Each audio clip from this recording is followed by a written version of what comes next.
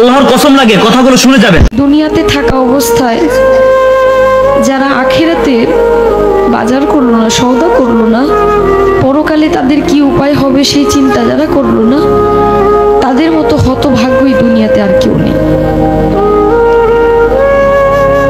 আজরাইল কিন্তু ঘুষ নেয় না। আমি অনেক টাকা গান করতে করতে অনেক টাকার মালিক, বাড়ি গাড়ি সবই আছে, যদি বলি যে আপাতত আমার গাড়িটা নিয়ে যান, আমাকে কয়েকটা দিন সময় দেন, মানবে? কারো কথা মানবে? মানবে না।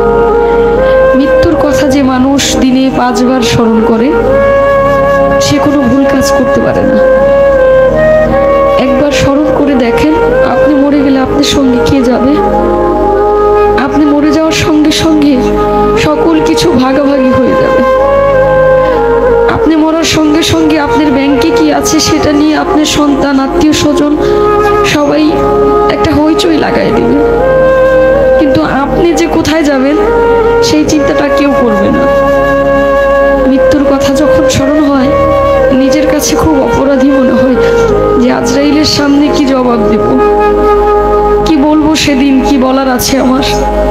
কিন্তু মালিকের কাছে একটাই চাওয়া, আমার নবী করিম সাল্লাল্লাহু আলাইহি ওয়াসাল্লামের কালেমা যেন আমার এই জবানে জারি হয়, আমি যেন মৃত্যুর সময় বলতে পারি কালেমায়ে তাইয়্যিব লা ইলাহা ইল্লাল্লাহু মুহাম্মাদুর রাসূলুল্লাহ সাল্লাল্লাহু